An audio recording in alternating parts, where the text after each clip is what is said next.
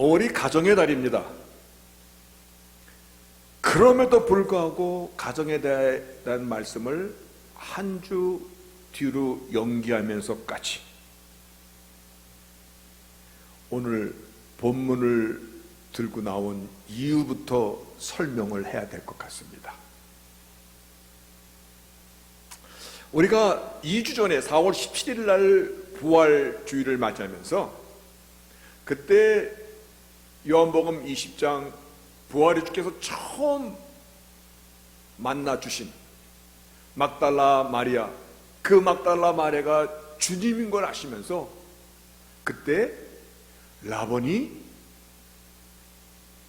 라비, 애칭, 놀램과 기쁨이, 그래서 그 탄성이, 주님에 대한 애칭이 라비어가 아니라 라보니, 참 그 말씀으로 우리가 부활주의를 맞이하였고, 그런데요, 지금 그 뒤에 이어지는 그 메시지 자체가, 메시지들이 부활의 주를 두 번 보고 세 번째 봤었을 때까지도 이미 주께서는 부활에 대해서, 아니 하나님께서 부활에 대해서 여러 번 말씀하셨어요.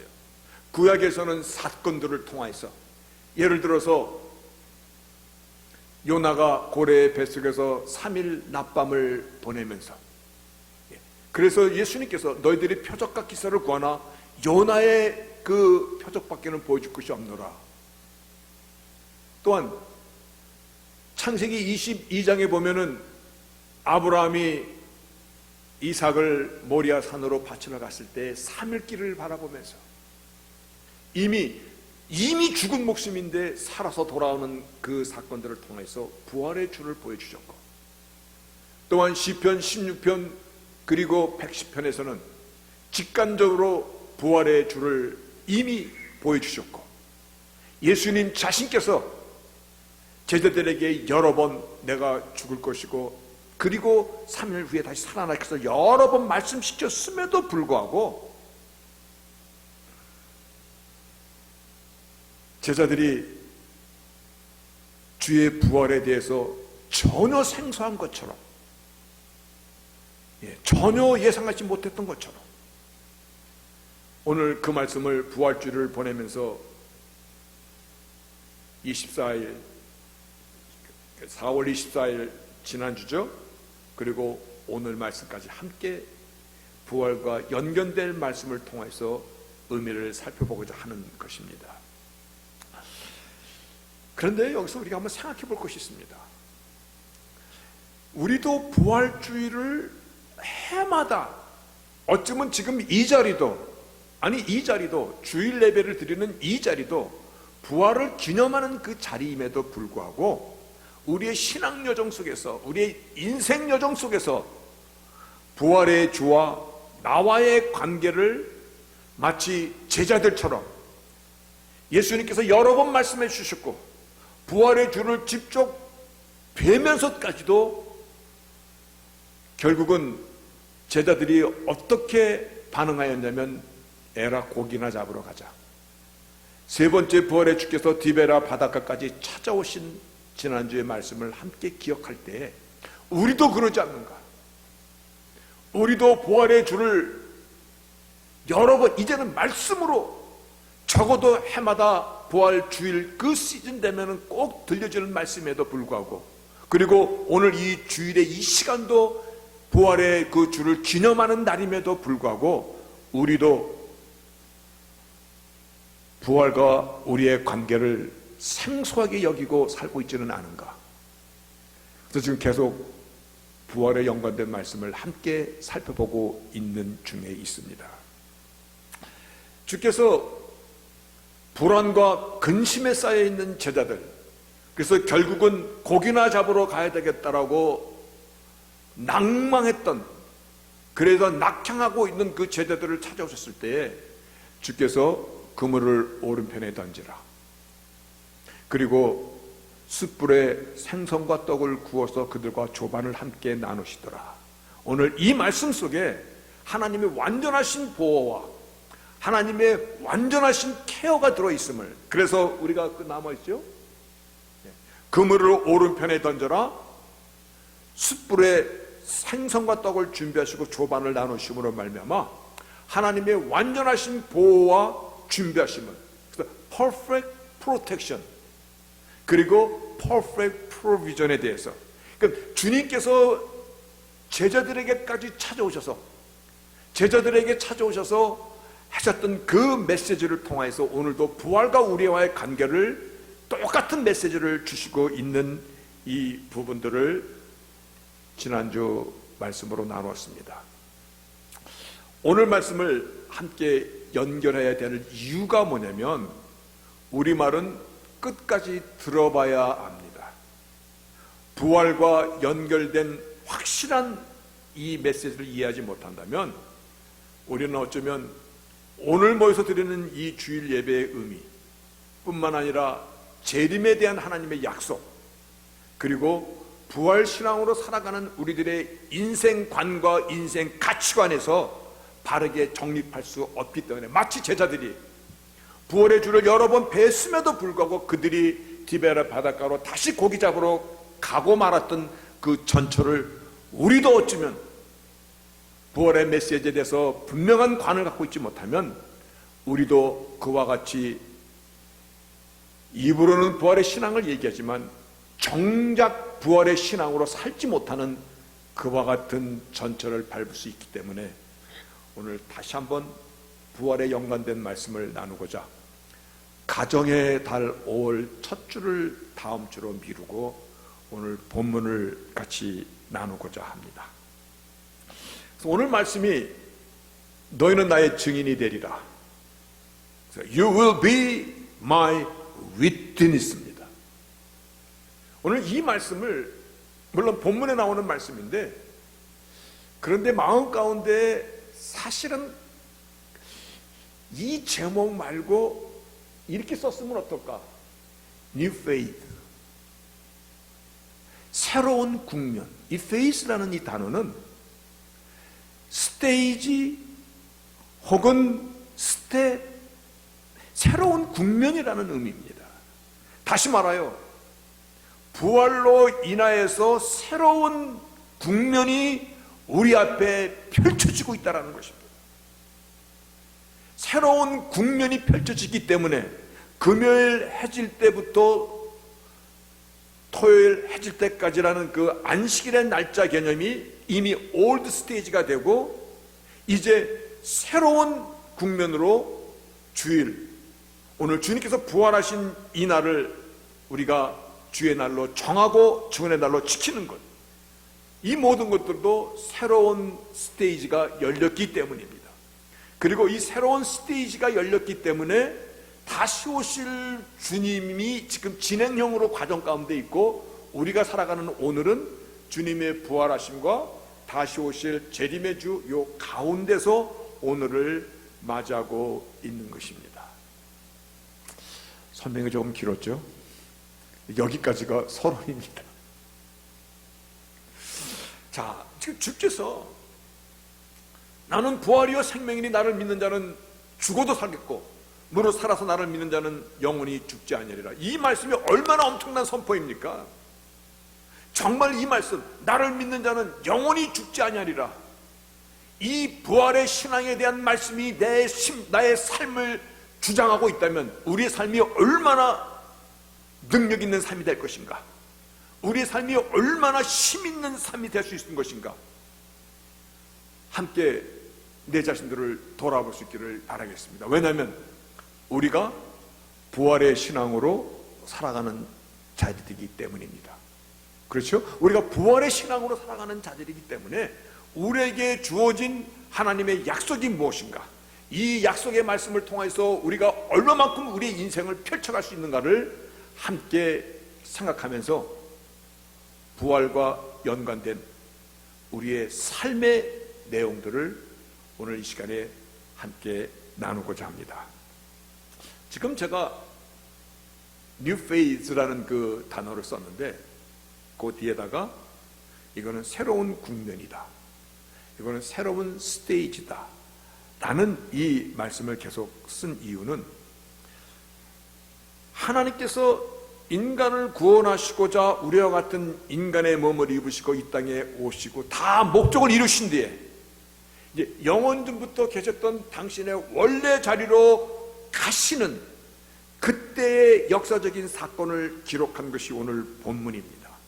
그래서 본문 1절에 보면은 데어빌러요 내가 먼저 쓴 글에는 무릇 예수의 행하시며 가르치시기를 시작하심부터 그의 택하신 사도들에게 성령으로 명하시고 승천하신 날까지의 일을 기록하였노라. 다시 말해 내가 먼저 쓴 글에는 알고 있죠? 누가복음이죠. 그러니까 예수님의 생애를 기록한 것은 승천하실 때까지 기록한 것이다. 그래서 우리가 예수님의 생애를 이와 같이 얘기합니다. 복음서를 The Life of Christ, 예수님의 생애까지 기록한 것이다. 그런데 제가 지금 말하는 뉴 스테이지, 새로운 국면이 지금 시작되고 있습니다라는 이 사도행전 1장의 이 말씀은 예수님의 생애가 끝난 그 뒤, 그래서 Post Life of Christ, 그러니까 예수님은 이 땅에 계시지 않지만 예수님이 이 땅에 계셨을 때 행하셨던 모든 일들을 이제 연속으로 이어가는 그와 같은 시대를 우리에게 열어주셨기 때문에 New Phase, 뉴 스테이지의 시대를 우리가 지금 맞이하고 있다, 이 말씀입니다. 오늘 주님께서는 이 땅에 계시지 않습니다. 하나님 우편 보좌로 올라가셨습니다. 그런데 주님께서 이 땅에 계시지 않지만 주님의 몸 되신 교회, 그래서 Church, which is my body, 내 몸을 이 땅에 세워주심으로 인하여 주의 몸 되신 교회를 통하여 주님께서 행하셨던 모든 일들을 이제 땅 끝까지, 역사의 끝까지 다시 오실 주님의 그 때까지 전해야 될 사명을 우리에게 맡기신 것입니다. 오늘 본문의 제목이 그래서 새로운 국면으로 쓰지 아니하고 너희는 나의 증인이 되리라. 다시 말해 증인이 되리라, 이 교회의 선언문을 선포하시기를 사도행전 1장 8절에 오직 성령이 너에게 마시면 권능을 받고 예루살렘과 유대와 사마리아와 땅까지 나의 증인이 되리라. 오늘 땅끝까지 인종적으로도 지역적으로도 그리고 정말 이 복음이 땅끝까지 전하는, 오늘 우리가 주의될 대목은 너는 나의 증인이 되리라. 이 증인이라는 이 말씀이 어떤 의미가 갖고 있냐면 헬라 말의 마르투스입니다.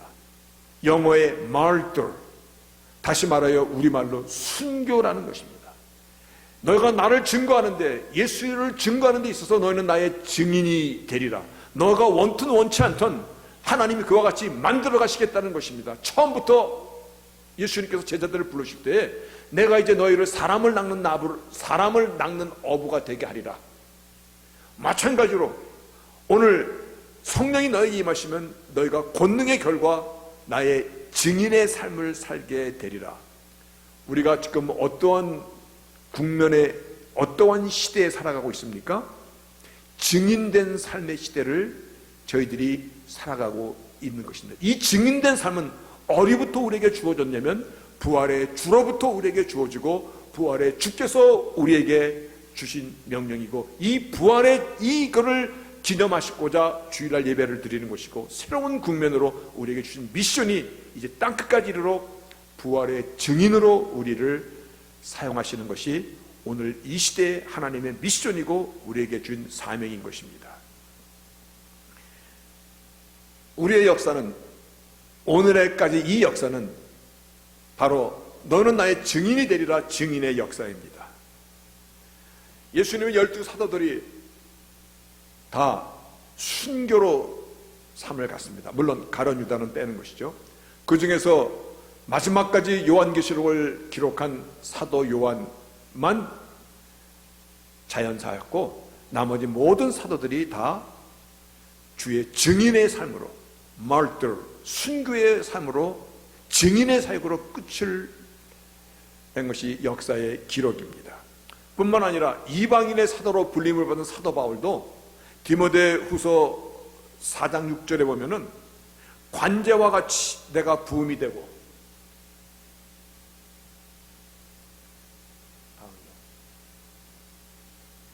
그게 왜 기워졌지? 앞으로 쭉 있는데, 관제와 같이 여기서 관제와 같이라는 것은요, time of my departure, 내가 지금 떠날 시간이 다 되었도다. 떠날 시간, departure라는 이 얘기는 별세라는 내용입니다. 내가 이 세상을 떠날 시간이 되었도다 라고 사도 바울도 로마 감옥에서 증인의 마지막 순교로 삼을 마칩니다. 사도들의 시대가 끝나고 우리가 말하는 것이 교부라고도 얘기하고 속사도시대라고 얘기하는 그 사도시대 때도, 사도의 속사도시대 때도 이그네시우스나 우리가 너무나 잘 알고 있는 서머나의 주교였던 폴리캅의 그 마지막을 우리는 기록으로 남겨진 것을 이미 보고 알고 있습니다. 서머나의 폴리캅 주교도 역시 그때의 상황이 오늘날 소아시아 터키 지방에 가면 폴리캅 기념교회 천장에 벽화로 그려져 있는 그림이 화형식으로다가 증인의 마지막, 너희가 나의 증인이 되리라, You will be my witness, 그 위트니스의 마지막 삶을 산 것을 지금 벽화로 남겨져 있는 것을 보게 됩니다. 그때 그 예배소 지역의 로마 총독이 서머나의 인품과 그리고 그의 명성을 이미 익히 알고 있기 때문에 웬만하면 살려주고 싶어서 네가 믿는 주를 한 번만 부인하면 살려주겠다, 계속 회유를 합니다. 그럼에도 불구하고 폴리캅 주교가 했던 그 말이 요세푸스가 쓴 기록에 남겨져 있습니다. 나의 주님께서 86년 동안 나를 한 번도 실망시키지 아니하셨는데 내가 이제 나의 주님을 배도하고 떠날 일이 없습니다. 마지막 화형식을 당할 때 보통 그 얼마나 고통스럽겠어요. 밧줄로 묶을 때 밧줄로 묶는 걸 허락하지 않았습니다. 스스로 화형대에 위해서 기록에 의하면 편하게 마지막 생을, 주의 증인된 삶을, 오늘 이와 같은 삶을 주님께서 말씀하신 그 부활의 그 연관대에서 이어져가는 연속인 것을 우리가 이미 알고 있듯이 인도 선교의 아버지라고 불리는 윌리엄 캐리에 대해서도 우리는 듣고 있습니다. 인도가 13억의 인구입니다. 굉장히 많은 인구입니다. 그리고 거기는 우상의 나라입니다. 그런데 인도 남부의 펀잡 지방에 가면 놀랍게도 교회가 3만여 개가 현재도 현존하고 있습니다. 그리고 많은 사람들이 크리스찬의 그 삶을 이어가고 있습니다. 누구가 뿌린 씨냐면 윌리엄 캐리라는 이 한 사람의 시입니다. 그는 영국의 구두 수선공이었습니다. 주님을 영접하고 그리고 정말 이 뜨거운 마음으로 우상의 나라 인도로 선교를 가고자 할 때 영국 선교본부에서 그를 보내지 않았습니다. 이유는 천한 신분의 교육이 많지 않았었습니다. 결국은 윌리엄 캐리는 자비랑 선교, 텐트 메이커, 자기가 텐트락도 사도 바울도 텐트 메이커였듯이 자비랑으로 인도를 가게 됩니다. 하나님께서 그와 함께 하셨습니다. 영혼을 사랑하는 그 강력한 마음을 주셔서 인도의 복음의 씨를 뿌리고 결국은 인도 선교의 아버지로, 그가 사람들이 무시했던 구두 수선공이었음에도 불구하고 16개국 언어로 성경을 번역하였고 1810년에 인도의 세람프로 대학을 설립하고 오늘날까지 윌리엄 캐리는 죽으면서 이와 같은 유언을 남겼습니다. 내가 죽거든 윌리엄 캐리 선교사에 대해서는 아무 말도 하지 마십시오. 캐리 선교사의 구세주에 대하여 나를 이 땅에 보내시고 나를 사용하시는 예수 그리스도에 대해서만 말씀하십시오라는 것이 그의 유언이었습니다. 지금 이와 같은 역사는 너는 나의 증인이 되리라라는 그 증인의 역사의 한 일릭이었다는 것입니다. 제가 대학에 다닐 때 버마에서 온 유학생이 하나 있었습니다. 오늘날 미얀마죠. 아마 제 아내는 기억할 겁니다. 가끔 저희 집에 와서 밥도 같이 먹었던 제냉이라는 여학생이 있었습니다. 그가 미얀마에서 변호사였었습니다. 근데 거기는 완전히 우상의 나라입니다. 근데 거기가 군부로 바뀌면서 국외로다가 탈출하여서 미국으로 이렇게 망명해 온 겁니다. 너무 신기했습니다. 아니, 버마에도 기독교가 있고 버마에도 그런 게 있어? 그랬더니 그 재능에 비해서 예스! 버마의 선교사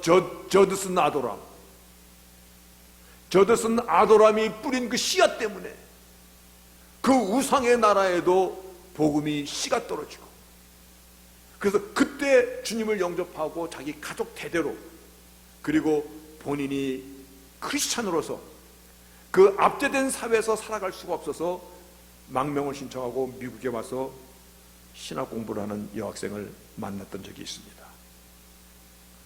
지금 우리는 외국 얘기만 하고 있습니다만 우리 대한민국도 마찬가지입니다. 대한민국도요, 1885년도 조선 말이죠. 그때 인천 제물포항에 처음 발을 디딘 선교사들이 언더우드와 아펜젤러입니다. 그 당시 오던 그 언더우드 굉장한 엘리트입니다. 이미 여기서 프린스턴 대학원에서 공부하고 박사학위를 받은 사람들입니다. 그가 어느 선교 집회에 갔다가 조선에 누가 복음을 전할 것인가? 그 당시에 우리 대한민국 조선 땅의 인구가 1300만 명이었다 합니다. 1300만 명이 복음이 무엇인지도 알지도 못하고 듣지도 못하고 가난과 질병과 학대 속에 쓰러져 가고 있습니다라는 어떤 선교 보고를 듣고 마음에 감동이 오고 결심이 되어서 대한민국을 찾아왔습니다. 그 당시에 샌프란시스코에서 배를 타고 대한민국까지 오려면 3달 내지 5달을 걸려야지만 대한민국 땅에 도착할 수 있는 그 긴 장정을, 그들의 눈에 띈 우리 조선 땅은요, 가난과 무지와 의심과 불신과 더러움과 온갖 질병이, 그러면서도 외국 사람을 보면 돌을 던지고 학대를 했던 그와 같은 민족이었습니다. 감리교에서 파송한 아펜젤러 역시 그는 조선 땅에 와서 딸 하나를 낳고 44살에 목포 나룻배를 타고 가다가 물에 빠진 조선인 한 사람을 구하고자 같이 목숨을 잃었습니다.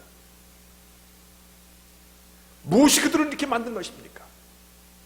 그가 한국에 선교사로 와서 한국에서 난 딸이 있습니다. 그 딸이 앨리스 레베카 아펜셀러입니다. 그 딸이 한국에서 태어났고 한국의 교육사정 때문에 미국에서 공부하러 들어왔을 때 그녀가 16살 때 아버지의 죽음의 소식을 듣게 됩니다. 그 딸도 아버지의 죽은 그 뒤를 이어서 컬럼비아 대학, 뉴욕 컬럼비아 대학, 오늘날 아이비리그 학교입니다. 컬럼비아 대학원을 졸업하고 1909년에 대한민국을 다시 찾아옵니다. 아버지의 영혼이 깃든 나라, 아버지가 사랑했던 나라, 그가 이화 학당에서 교사가 되었고 1919년도 3.1운동 때 학생들을 격려하며 그 3.1운동에 앞장섰었고 1925년도에 처음으로 이화 학당이 전문학교로 바뀌면서 그 아버지의 뒤를 이어서 온 딸 레베카 아펜셀러가 초대 학장이 됩니다. 그때 초대 학장으로 오늘날 이화여대의 그 땅의 부지를 구입하는 그 일을 합니다. 그리고 그 학장이 맞춰가면서 우리가 알고 있듯이 김한란 박사가 제2대 총장으로 취임을 하게 됩니다. 무엇이 그녀를 평생 독신으로, 조선이라는 나라와 무슨 연관이 있기에 많은 선교사들입니다. 미국, 호주, 그들서요, 미국에서 온 선교사 그 양화진의 그 묘에 가면은 미국에서 온 선교사가 230명이 죽었고, 그리고 영국에서 온 선교사 30명이 죽었고, 프랑스 25명이 죽었고, 그들의 묘가 그대로 있어요. 이 사람들이 좋은 것을 몰라서, 이 사람들이 인생 가운데 자기들이 가진 기득권이 얼마나 높은 엘리트 있는지를 몰라서 자기 생명이 아깝지 않아서, 아니 그게 아니에요. 부활의 신앙이 있었기 때문이에요. 부활의 신앙이 있었기 때문에 자기의 목숨을 내놓을 수 있었던 것이에요. 바로 부활의 신앙의 연속이 성령이 너에게 임하시면 권능을 받고 예루살렘과 유대와 사마리아 땅가로 나의 증인이 되리라. 바로 그 증인의 삶의 역할 가운데 그들이 올 수 있었던 원동력이 그들의 부활의 신앙 때문이에요. 부활의 신앙은 이러한 결과를 만들어가는 것입니다. 부활의 신앙에 대한 열매입니다. 우리가 오늘 이 자리에 앉아 있는 것 바로 부활의 신앙의 열매입니다. 우리가 부활의 신앙을 머리로만 알아서는 이제는 안 된다는 것입니다. 아마 예수님의 제자들이 예수님께서 말씀하신 부활에 대해서 여러 번 들었습니다. 그리고 다시 살아나신 주님을 만나 뵙기도 하였습니다. 그럼에도 불구하고 그들의 가슴 가운데 부활의 신앙의 불이 타오르지 않았다는 것입니다.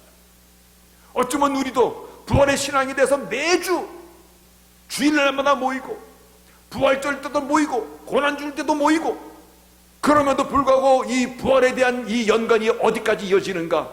오늘 다시 한번 우리는 본문을 통해서 나의 증인이 되리라.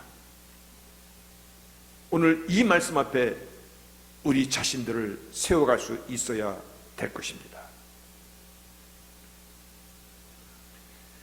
우리도 다 부활의 증인의 사명을 받은 사람들입니다. 아멘. 그런 사람이 아니라면 뉴 스테이지 주일날 이 자리에 앉아 있는 것이 이상한 것입니다. 이 뉴 스테이지 부활하신 주께서 그때를 기념하며 그리고 성령의 이 강림으로 말미암아 교회가 세워진 지금 이 시대는요, 우리 모두에게 You will be my witness 증인의 사역들이 다 우리에게 주어진 것입니다. 땅끝까지로 나의 증인이 되리라. 나 땅끝 안 갔는데요. 근데 우리 땅끝은 어디냐면 나의 삶의 현장이라는 거 아십니까? 이게 청교도 신앙 필그리머들의 신앙 고백입니다. 하나님께서 나를 보내신 곳, 내가 일하는 곳, 내가 만나는 사람들, 그 장소가 나를 보내신 하나님의 선교의 그 땅끝이라고 그들은 고백했습니다. 그래서 내가 일하고 내가 만나는 사람들 가운데서 내가 성실히 일하고 책임을 다하고 일하고 내가 정직히 일하고, 저 사람은 크리스천이야, 저 사람은 사람 대하듯이 하는 사람이 아니라 하나님 대하듯이 일을 하는 사람이야, 자기의 준 일을 책임있게 성실히 감당하는 사람이야, 강력한 복음 전달입니다. 저 사람이 누구의 저처럼 성실합니까? 저 사람이 크리스천이야, 강력한 복음 전달입니다. 이것이 오늘 우리에게 준 청교도의 신앙 유산입니다. 이것이 부활로 이어진 증인의 삶의 열매인 것입니다. 그래서 부활 신앙이 우리 안에 정말 나의 삶을 바꾼다는 것은, 내가 부활 신앙을 믿는 사람이 됐다는 것은 나의 인생관이 바뀌었다는 것입니다. 인생관이 바뀌었다는 것은 나의 삶의 가치관이 옛날 가치관으로는 더 이상 살아갈 수 없는 자가 된 것입니다. 말 그대로 나는 부활이여 생명이니 나를 믿는 자는 죽어도 살겠고 무릇 살아서 나를 믿는 자는 영원히 죽지 않으리라. 이 말씀이 얼마나 대단한 말씀입니까? 오늘날 우리가 살아가는 우리의 삶이 얼마나 놀라운 하나님의 능력과 기적과 약속 가운데 우리가 살아가고 있음을 부활신앙의 컨세퀀스, 결과로 우리는 다시금 우리의 부활신앙을 정립할 수 있기를 바라겠습니다.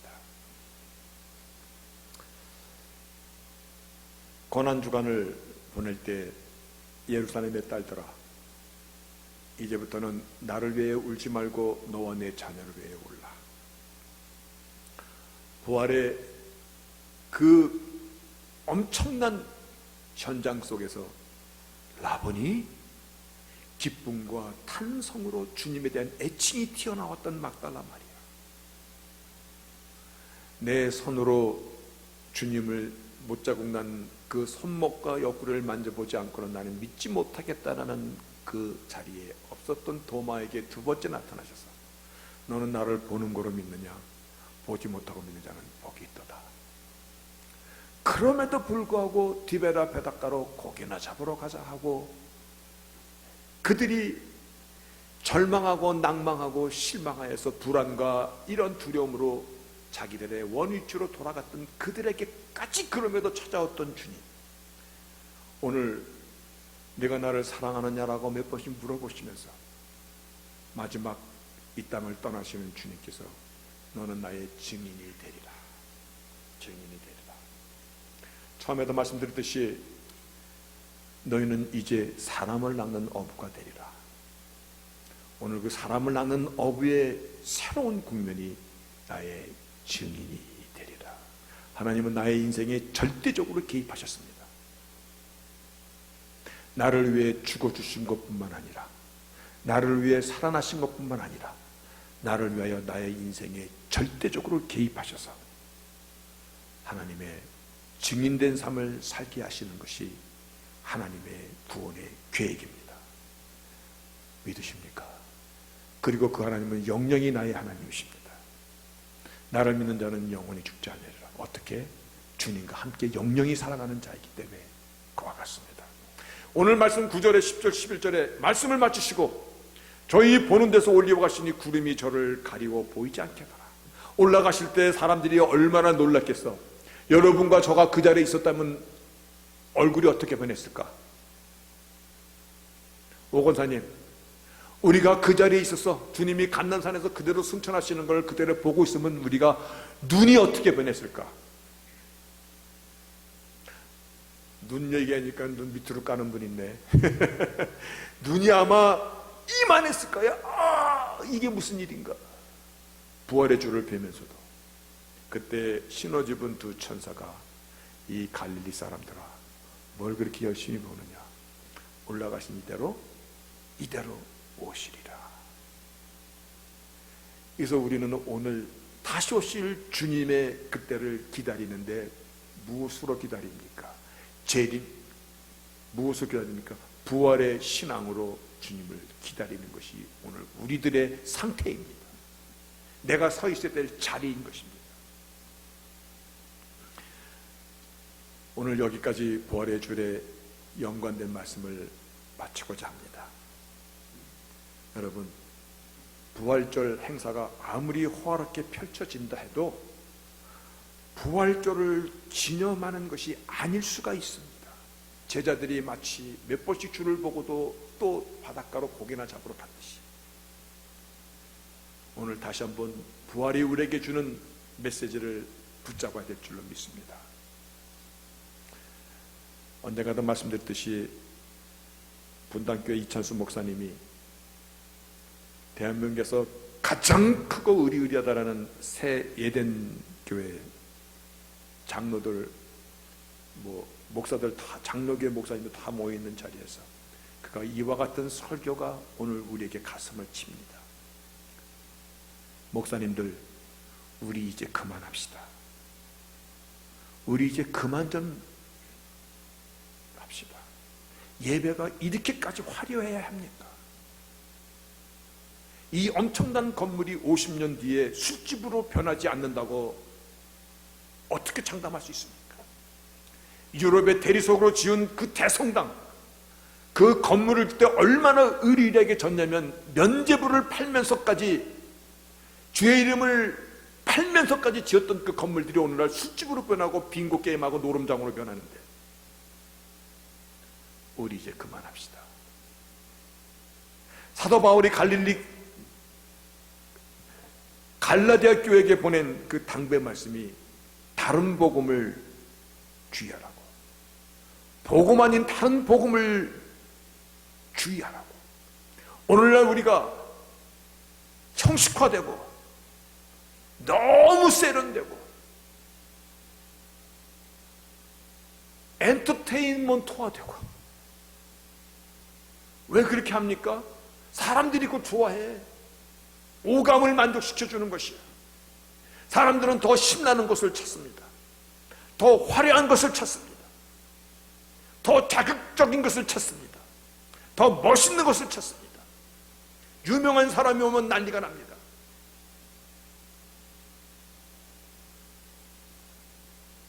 오래전에 여기서 복음화 대회를 했는데 연예인들이 초청이 됐어. 복음화 대회에 연예인들이 초청이 됐어요.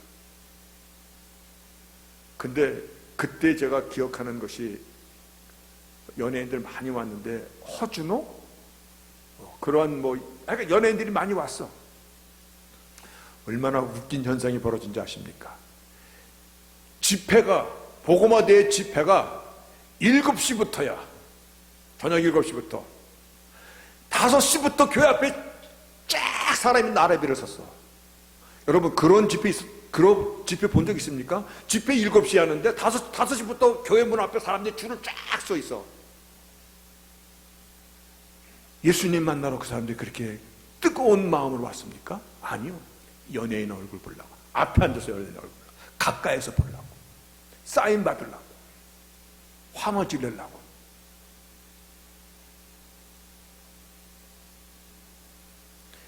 우리는 많은 것을 돌아봐야 될 때를 지금 살아가고 있습니다. 어느 한국 목사님이 저에게 이런 말을 합니다. 저는 사실 그 말 할 자격도 없는데 그분이 한 말입니다. 여러분 그분이 목사님 요즘에는 교회도요 부익부 빈익빈이 되었습니다. 아프지 않습니까? 부자 교회는 더 부자 되고 가난한 교회는 더 가난하게 되고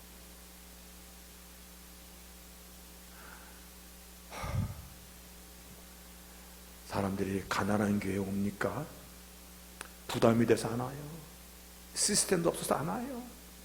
조직이 없어서 안 와요. 와봤자 부담만 큰데 왜 와요? 여러분 오늘 진정 우리가 부활의 신앙 가운데 이 주일을 맞이하고 있다면 그 주님께서 말씀하신 증인된 삶을 우리가 살아가는 자라면 그리고 다시 오실 주님을 기쁨으로 맞이할 수 있는 그러한 저희들이 된다면 오늘 주께서 말씀하신 것을 기억합시다. 그물을 오른편에 던져라. 조반을 함께 드심으로 perfect 여호와이래. protection, provision. 그리고 우리에게 주신 사명, 주의 증인된 사명. 우리가 부활신앙 가운데 재림의 주를 맞이할 수 있는 그와 같은 저희들이 된다면 우리는 복된 하나님의 마음을 기쁘게 하는 바로 하나님이 찾으신 그와 같은 성도, 하나님께서 원하셨던 그와 같은 교회의 성도인 줄로 믿으시기를 바랍니다. 다시 한번 부활의 신앙 가운데 오늘 우리에게 주신 나의 증인이 되리라 이 말씀을 함께 기억하면서 부활절에 연관된 고난주일부터 연관된 4월 17일, 24일 그리고 30일 오늘 이 말씀 함께 기억할 수 있는 저희들 되시기를 주의 이름으로 축복합니다. 아멘.